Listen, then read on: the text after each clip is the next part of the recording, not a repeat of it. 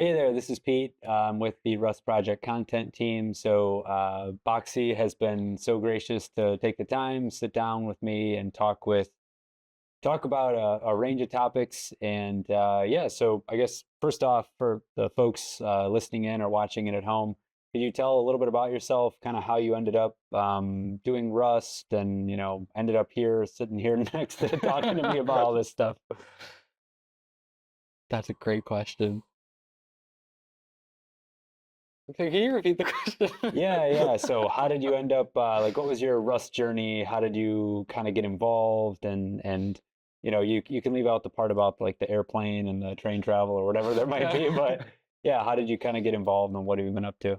Um, yeah, so I mean, I started learning Rust at the start of 2020. Um, I was previously before that, I was like a C# person. I didn't really know any other languages, and I was like doing it for game dev reasons. And then after doing that for a while, I was like, I want to learn something more low level that I can like actually try and understand because I did C# for so long and I never really actually understood the language. It was like always confusing and like I assigned to variables, but they change unrelated other stuff. And I was very confused. And I was like, I should learn C. And then I spent like a weekend learning C and like I just didn't really vibe with it. And then I was like, maybe I'll learn Rust. That seems like weird and unusual and strange. And so I started learning Rust, um, which was cool. That went very well. Uh, then towards the end of 2020, I started getting involved in open source stuff. First, the Bevy game engine, and then the Rust compiler itself, which were my first experiences doing open source stuff. So that, in many ways, was like me doing programming properly for the first time, working on like actual projects rather than silly little hobby game dev stuff. Um, and then it's just kind of been like another 5 years of doing Rust compiler stuff since then, and it's like a huge blur. Okay, once Um, they hooked you, it was kind of, yeah, it was game yeah, over. yeah. I mean, really, you're helpless when you make your first contribution. They like give you just a nice enough contribution that you don't feel fully satisfied, then you gotta keep doing more. First one's free kind of thing. Yeah, Yeah, yeah. okay. It's kind of menacing when you think Yeah, about it. okay, nice. So you heard it here first. They're dealing out good starting issues in the Rust project for you to get hooked. So come on over. Nice. So you started out working on the Bevy game engine. Hmm. I haven't worked with Bevy, but it seems like there's kind of a vibrant community around Bevy. Are you still actively working over there, or have you kind of shifted your focus more towards the core and towards the compiler work at this point? Yeah, so I quit doing Bevy stuff around like the start of 2023, so I was at it for like a good couple of years, and I'm now mostly not really familiar with what's going on in Bevy, but it was like a very valuable and useful 3 years, and like the community is really nice and it is vibrant. And they're doing good stuff. Bevy's Yeah, cool. it seems like yeah, there's different paths that people find. Like they have some other interest, and then somehow they end up in Rust. It sounds like in your case it was game development. So you're Yeah, kind of game development route, and oh, there's this cool game engine. Let me start working with it. Let me start helping.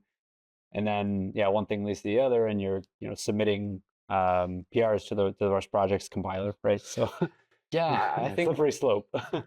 there are definitely some things that I fixed in the compiler that were caused by me running into bugs while working on Bevy. Ah, Uh, okay. which Interesting. So you sort of like, oh, there's this problem I can't seem to solve, and then it's like, oh, it's upstream actually of what yeah, you're even working directly on. the world's biggest yak shape. I wanted to make a video game, and I wound up. Doing a bunch of compiler development work. Yeah, yeah. And now I'm just doing the compiler stuff for the sake of doing compiler stuff, and I'm like not even a game dev anymore. Maybe it's gamified in your mind, like, oh, another issue down. Or Yeah, I mean we're right back at the they got me hooked. They've destroyed my life as a game dev. Nice, all for the sake of the Rust project, the altar of the Rust project. Um, I'm really torching the Rust Project reputation right now, aren't I? well, I'm this, I the Rust project reputation, and contributing. You have a talk this week that you, I guess, just gave a little bit Yeah. earlier. That's titled, let's see, compilers are just programs fixing a bug in the Rust compiler. Um, is it really that easy to kind of get started? I mean, is it as simple as the traps they leave around or bait for people to kind of jump in? What's been your experience?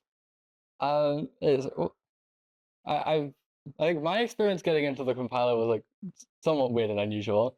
Uh, so the way I wound up doing my first contribution was I posted something on Twitter where I was like, damn, it would be cool to work on the compiler.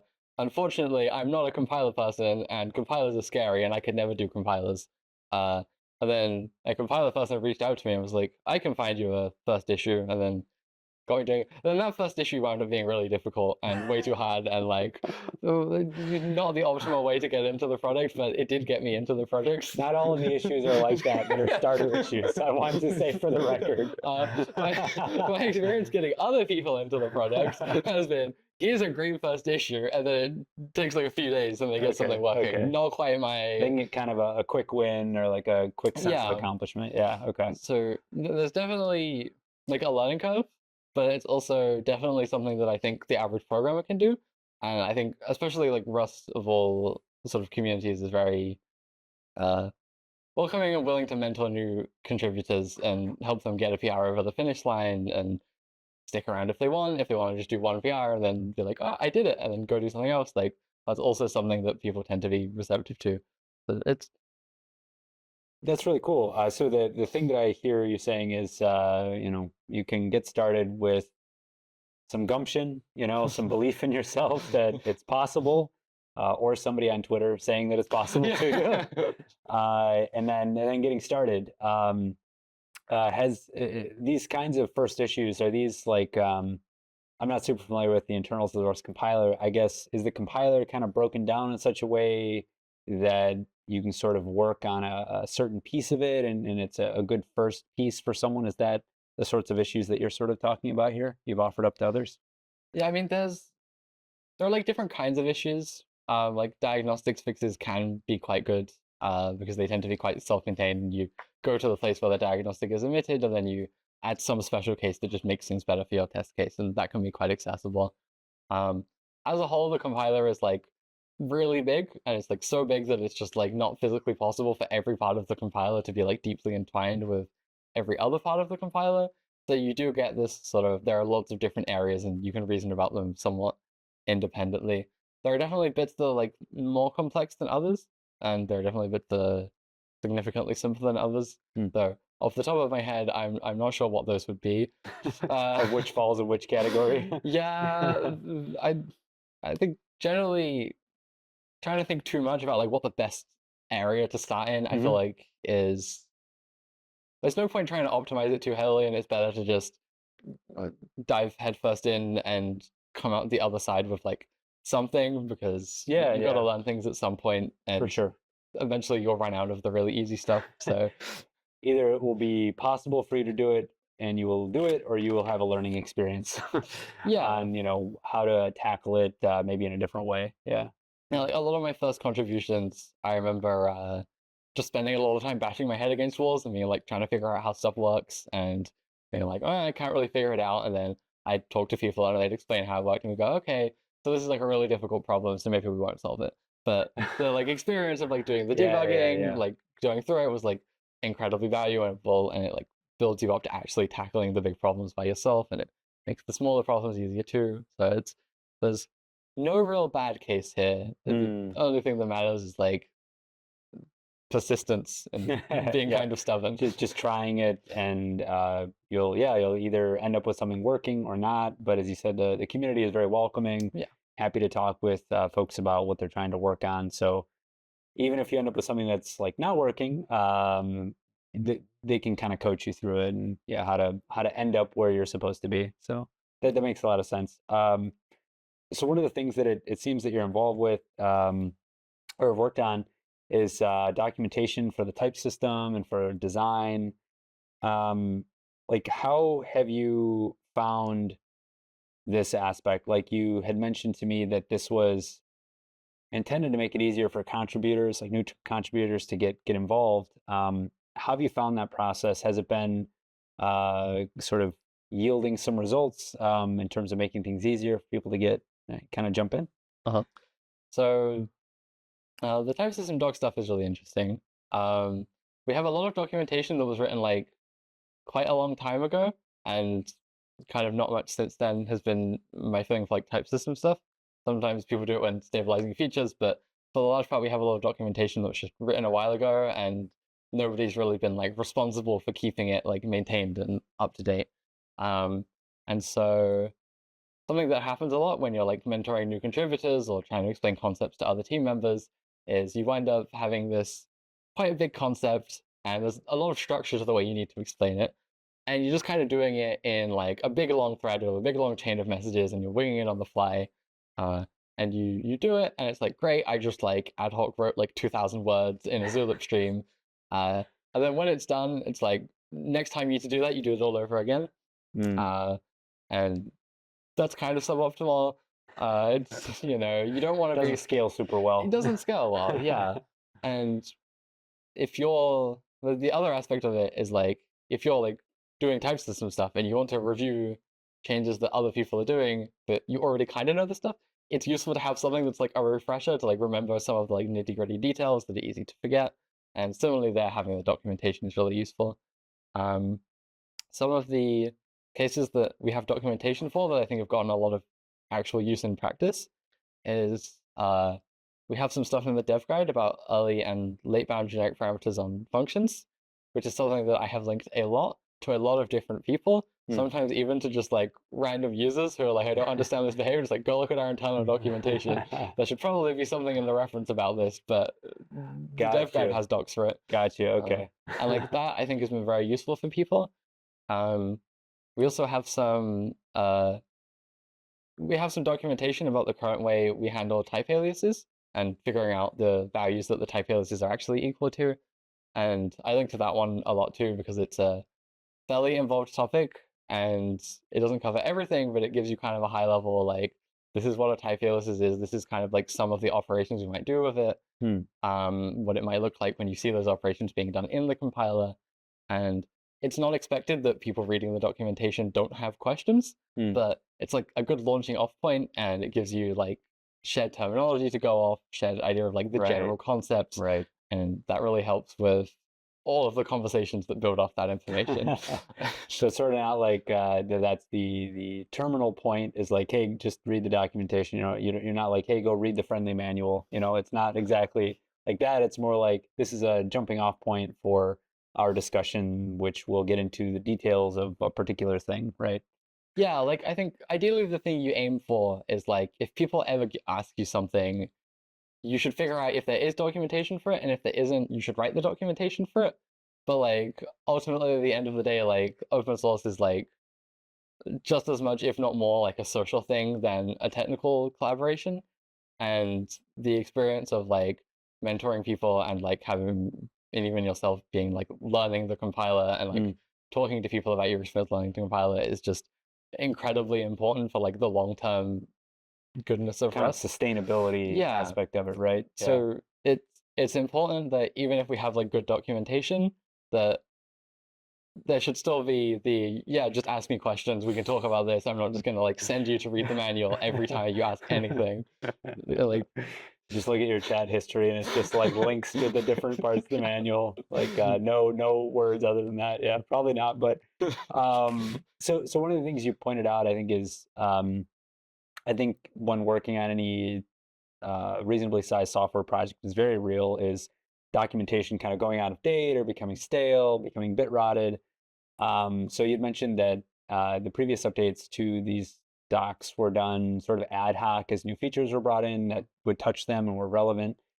Is there some process now or some like way that people kind of keep them up to date, or is that something that we need to ask the friendly viewer at home to get involved with in helping?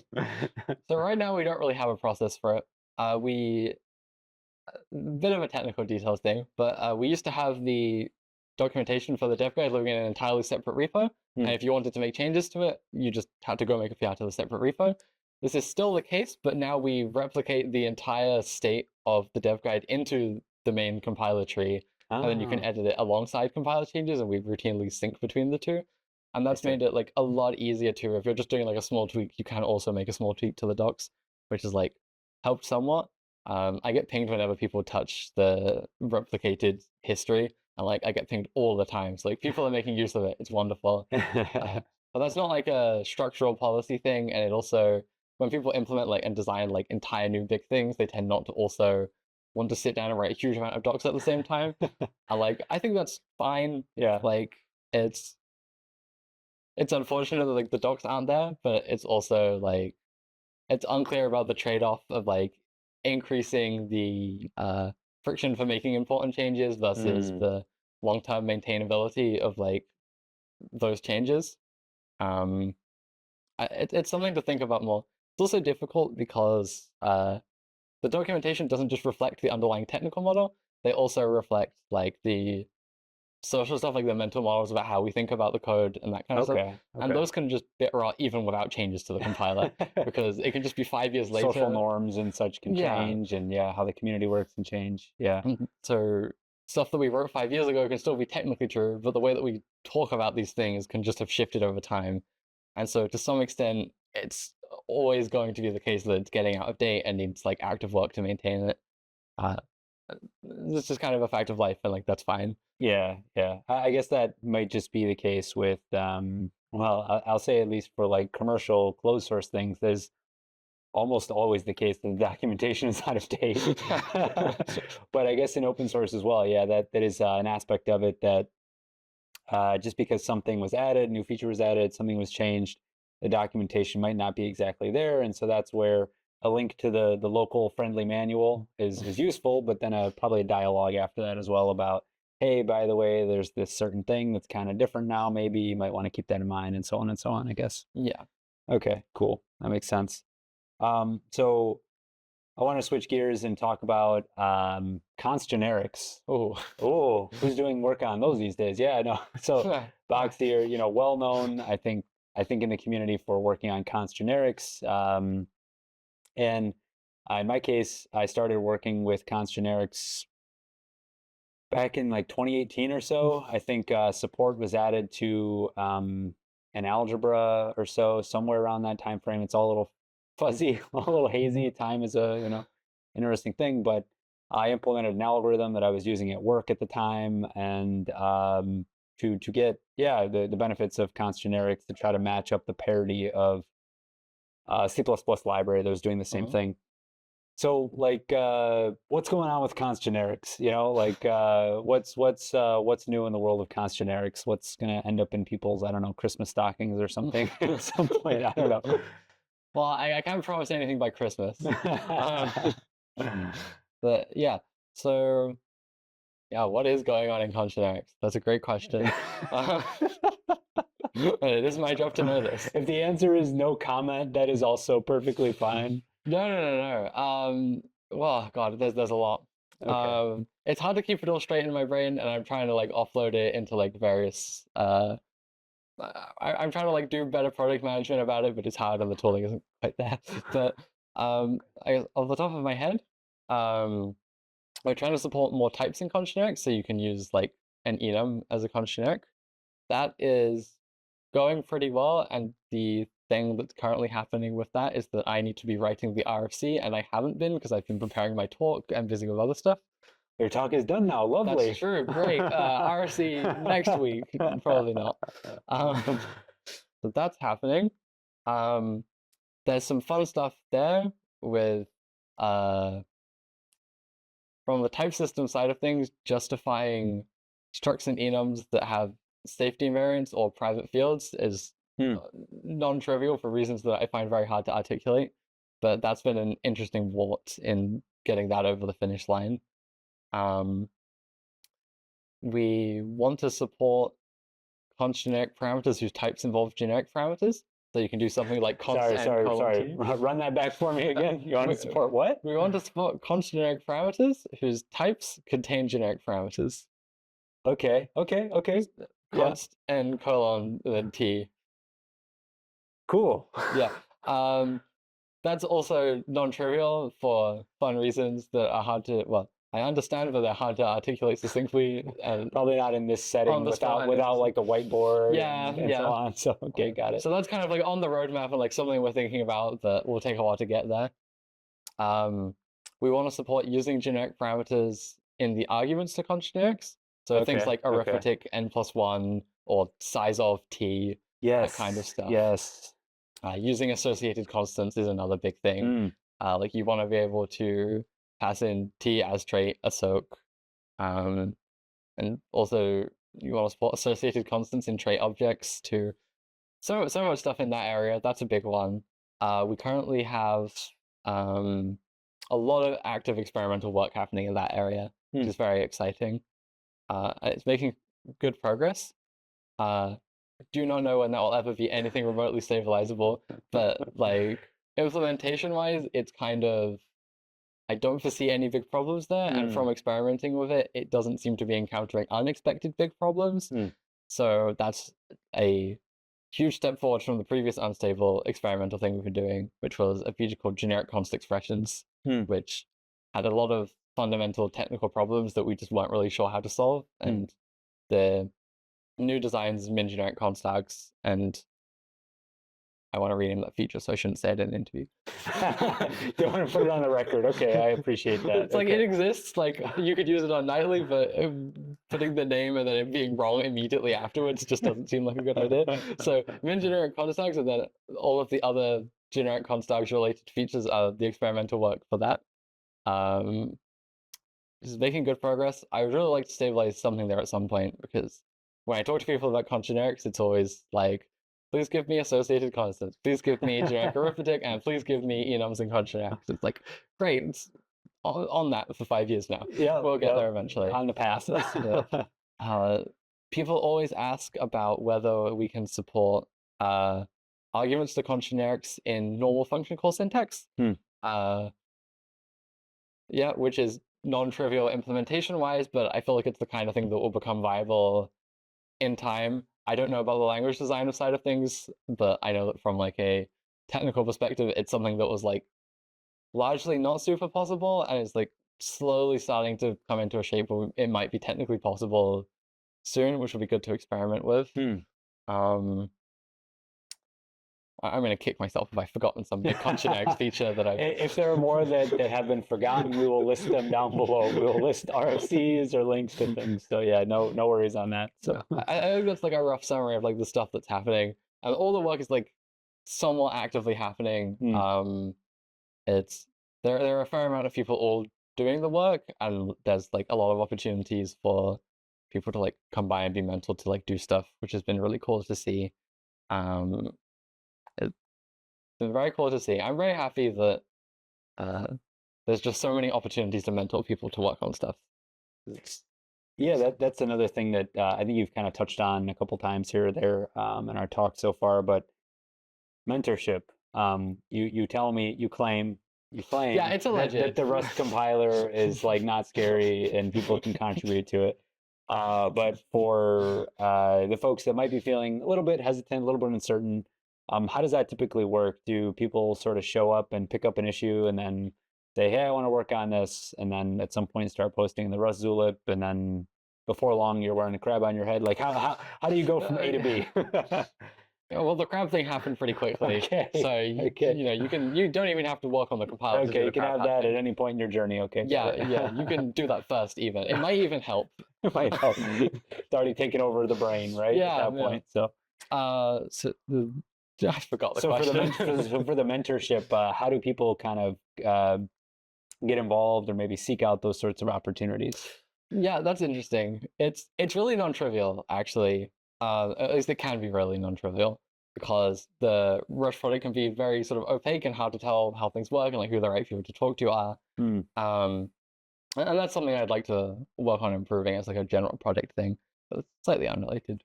I think it depends a lot on the kind of area. Like, if you want to do Const Generics stuff, you can just show up on the Zulip and message me. Like, either open a thread in the Const Generics area or just like send me a DM. You watching this can just do that. You can just do that. Look, I'm wearing a stupid crab hat. I'm not intimidated. I've forgotten half the questions that's been asked to me and then needed them repeated. You're welcome to come at any point. So for that's for like Const Generic things that you're involved with. Yeah, there's like more general, if you're doing like nebulous type system stuff, there's like also being as a good person to reach out. Elsinore is a good person to reach out. Opening a thread on the type stream is a good way to reach out. And that's on the Rust Zulip Yeah, on the Rust type Zulip. stream. Okay, got it. More generally, like if you just want to be involved in something but aren't sure yet, you can show up on the Zulip and like introduce yourself in like the new members stream. There's T-compiler help is probably an alright place to post something and be like, hey, I don't know what I'm doing, help. And generally, like lots of people read lots of stuff, and so if you ask questions, somebody will see and somebody will read and probably be able to guide you to the right place. I think in the long term, I'd really like to see protocols be maybe work better for sort of helping people figure out how to approach the product. I don't know. It's structurally difficult to get involved in the Rust product for the first time, and you kind of just need to know the right people. And I'm trying to facilitate making that easier to happen by being like, just message me if you want to do type system stuff. We could sort it out. But yeah. Yeah. So like my first experience was like I met Nico at last year's RustWeek, and I said, hey, I'm interested in this Rust Vision Doc stuff and interviewing people, and I'd like to pitch in. And he was like, oh, okay, sure, fine. But not all of us show up at RustWeek, and not everybody goes and does that sort of thing. So it sounds like if you kind of know something you want to accomplish, you could poke around in the Rust Zulip for a channel that maybe seems relevant, or kind of give a self intro and say, hey, these are the things you're interested in. And if you do that, maybe in enough spots, that'll sort of send up the signal, the crab signal that like, hey, there's a new person that wants to be doing Rust. Is kind of my takeaway. Is that roughly? Yeah, I mean, I think if you post something in new members, people will see it. If you post stuff, people will see it. Coming around, introducing yourself is, I think, just the best way, because it's like the social aspect of it. Yeah, it's the social aspect, and the more involved you are in the social aspect, like the easier of a time you'll have getting people to like invest significant amounts of their time in like helping you in your journey. Yeah, because reviewing, code is not a simple or free thing, and it can be time consuming, right? And trying to give that kind of mentorship and guidance. Yeah, makes sense. It's like it's a thing we do for like people who don't come and introduce themselves. Like we still do it, but like it's a social thing, open source, and you'll have a better time if you come by the Zulip and talk to people while you're working on your issue and stuff. Yeah.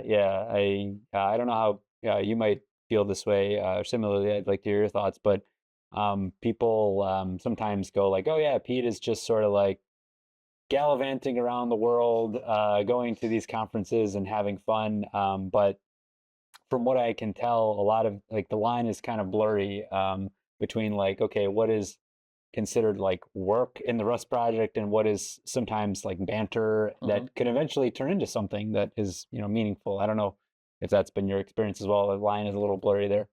Yeah, it's extremely blurred. It's yeah, that contributes maybe to the list of growing things Boxy you have to do, is like having those good conversations which lead to, oh yeah, that would be interesting, perhaps. Yeah, like I try and maintain like a little bit of like work personal life separation, but it's tricky because like the open source is such a social thing. They're like, well, a lot of these people are just like my friends, and we talk about non-work stuff too, and it's easy for things to slip into work or work to, it's like it works. It works, yeah. Be social. It works, right? So, so you had mentioned about earlier somehow like managing things in the project is somehow difficult at times for technical reasons. Like we have the Rust Zulip, there's GitHub, but there are like many RFCs, many things happening. Could you maybe say a thing or two about like challenges you faced there, or what can make it better? Yeah, so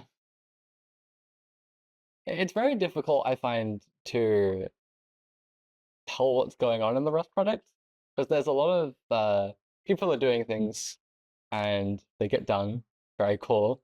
But then also lots of stuff interacts with lots of other stuff. And I find there are a lot of times where I'm like, this other thing interacts quite strongly with the work that I'm doing or I'm mentoring, and I need like insight into what's going on there, but there's not really like a formal process for like every non-trivial change goes through this, and it has a way for me to like figure out what's going on there. And this kind of comes into like the social thing of like you just sort of need to go talk to people. And like this is great, but it's also like it's a lot not having the formal process for it. Yeah. and the ways in which the ways in which things are related to each other is also not really. We don't have any way to track that. Mm.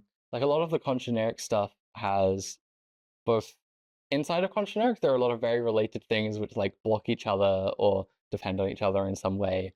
But then also between Const Generics and other features, there's stuff like associated type defaults being still unstable is like kind of problematic for Const Generics because we already support associated const defaults. And so if we want to start supporting associated constants in the type system, it's like, well, now we have defaults in the type system, which we've been putting off for like a decade. And so I guess that's my problem now, maybe. Land in your lap now that it's like, Yeah. yeah.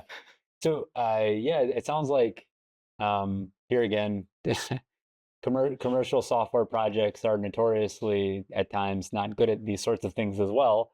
But it sounds like something that can show all of these interconnected pieces and like, hey, the thing that I'm mentoring someone on right now actually depends on these two other things, and then there's a downstream impact depending on how we do this thing that I'm mentoring someone on, and it'll have. Sounds like those sorts of that sort of like web of dependencies is not visible right now. Yeah, I've started experimenting with opening a bunch of junk issues with no descriptions on the product Const Generics repo, and they're just like titled like goal and then thing, just for me to remember this is something I'm working towards, and then like work item thing, which is like something to remember this is something that needs to happen. And then I've gone and like tried to use GitHub's like sub issues and like blocked on descriptors to try and form like a vague graph structure, and it kind of works and it is kind of useful, but there's no actual way to like view the graph. Right, And also to like GitHub, visualize it, right? yeah, which is really useful. There's also GitHub has these weird limitations, like an issue can only be a sub issue of one other issue. So you have to use blocked on for that, which kind of has weird connotations because things aren't necessarily blocked, they're just related. And so GitHub doesn't have built-in tooling for doing the graph in a way that is like properly structured within the UI. Even if it did, tools for taking a list of nodes and a list of edges and producing a nice graph don't exist. There are tools which do it, but building a graph programmatically is a notoriously difficult problem. You, I think, just kind of have to manually build the graph yourself, which is something that LCNR has been doing recently with the new solver roadmap and just a general types team roadmap. And it's something I intend to sit down and do for Const Generics, for tons of other stuff that I'm working on, because the graph is really useful. But it takes so much time to maintain it and do it. And then, yeah, make sure that it stays up to date with all of the other pieces that are moving around. And it's got to like stay, like each of the nodes in the graph have to have an associated GitHub issue, because that's like, we want to be able to put more information about it rather than just like a headline, and we want people to be able to assign themselves. And so you've also got the thing of like, when someone fixes an issue, we're going to close the issue. I would like some programmatic way to check that the graph actually corresponds to the set of issues, even if it's not programmatically generated, and we just don't have tooling for that. And it's GitHub. Engineers of GitHub, if you are watching, you have heard the request. But seriously, it sounds like something that I have not actually, that I'm currently very soon I'm going to have to start doing some similar things like this for the Safety Critical Rust Consortium. We've got coding guidelines, there are different safety standards, different coding guideline standards, and we need to map these onto the Rust programming language. And then once we've done that, we need to either write up a rationale for why this certain thing that relates to C is not relevant to Rust, or we need to write the coding guideline. And I'm fit to, in the next, I don't know, few weeks, probably have to write, I don't know, several hundred GitHub issues. So GitHub engineers, save me as well. Save me from my fate if you can, please, and let me visualize this stuff. Yeah. So I hear you on that. That would be really helpful. So I think we're kind of moving towards wrapping up. Are there other things that you'd like to share about, things you'd like to shout out, places people can see other things you're doing, or where you'd like them to help contribute? I mean, God, there's always stuff for people to contribute to. Const Generics could do with more people contributing. there's tons of miscellaneous type system stuff that needs doing, and we have the capacity for mentoring it. Um, I'm not sure exactly about the new solver, but I mean, it's show up, ask, things can be found. I'm not sure I have anything to like shout or think about. At least my mind is blank right now. I'm sure when we're done, 5 minutes later, I'm like. So again, we will put those things down below. Like I'll chat with you later, Boxy, and we'll see about if there's anything that we want to add later. So Cool. But yeah, okay. So with that, really want to thank you, Boxy, for taking the time, sitting down with me, and thank you, kind viewer, for taking the time and watching with us. So yeah, thanks so much. Bye bye.